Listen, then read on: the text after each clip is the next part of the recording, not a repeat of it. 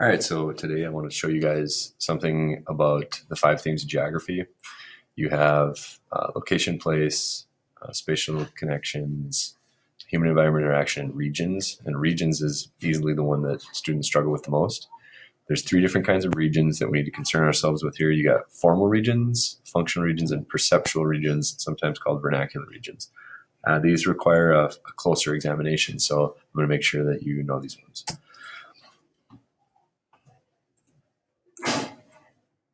All right, so formal regions first.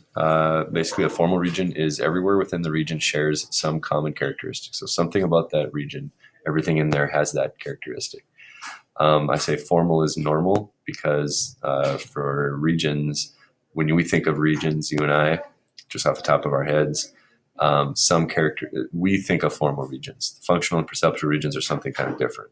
So, for example, when you think of the United States, each state is a formal region because each state, all the area within that state shares some common characteristic. In this case, the common characteristic is everywhere within the borders of that state shares the characteristic of having the laws of that state apply in that area.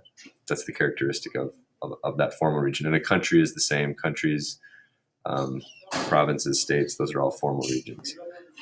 You could say, our school district, is a formal region because everywhere within that district shares the characteristic of going to schools of our district.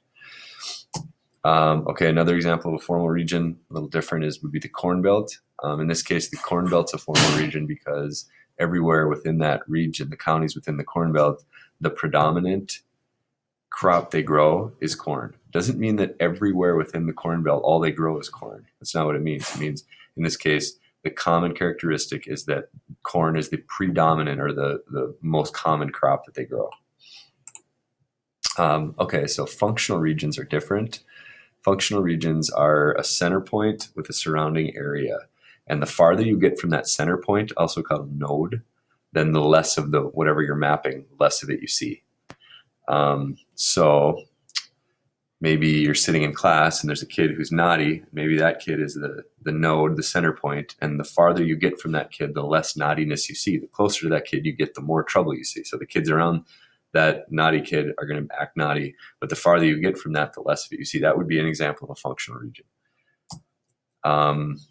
Here's what it looks like, a center point with surrounding area. A radio station is the example I give. People can understand the distance decay the best there. The farther you get from the radio station, the less you'll experience it. We've all been in that situation in the car where you can't hear the radio station. You start to lose it. It's because you're too far from the radio station itself. So that's a functional region. A good example of functional regions too here is sports teams. In this case, I did football. It's the NFL. So the farther you get from, say, the stadium, that would be the node. The farther you get from that, the less of it you see. The characteristic that's being mapped on this map you see here is what is the most predominant or the most common type of fan in that county. So you can see for the Vikings, for example, North Dakota is mostly Vikings. Part of South Dakota is Vikings. All of Minnesota, part of northern Iowa.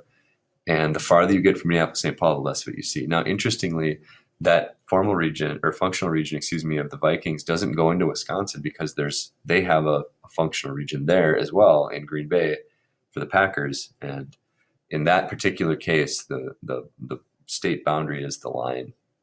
But that's certainly not always the case, as you can see by this map. Pretty interesting map to look at. So the farther you get from the node, the less of it you see.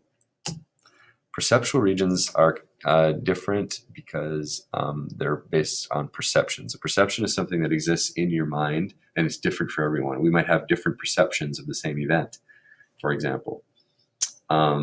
They're also called vernacular regions. So that would mean that,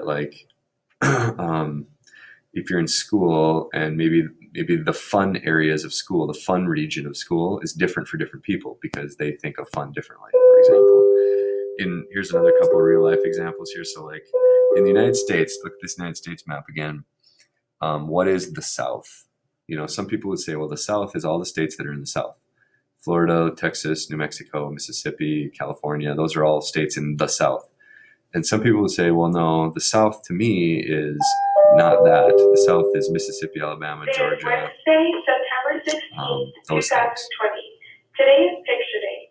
High school office staff will be calling classrooms to dismiss Exhibit 0. So for a lot of people, the South is Georgia, Alabama, Mississippi, Louisiana, what some people might call the Deep South. But to them, when they say the South, that's what they're talking about. Kentucky, Tennessee, they're thinking of even the South states in the Civil War, maybe. Florida, for example, some people don't consider that part of the South.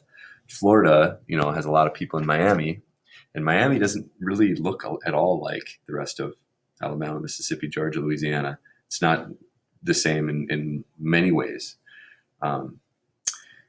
Also, like California, Arizona, if someone says they're from Arizona, they usually don't say, well, I'm from the South. They would say I'm from the Southwest or something like that. So what we think of as the South is different for different people. So therefore, it's a perceptual region. Another example of a perceptual region would be in Minnesota, the North Woods. Like, okay, so where does the North Woods start? Is Black Duck in the North Woods? Is Bemidji in the North Woods? Bagley in the North Woods. So where does it start? Where does it end? People disagree on that. Or the Iron Range. How far over do you have to be on the Iron Range? Just having like a little outcropping of iron or of a mountains, a couple here and there, does that make you in the Iron Range? People from the for sure Iron Range, Virginia, Ely, they would say that like Grand Rapids isn't in the Iron Range. So we got people disagree on those things. So those are perceptual regions.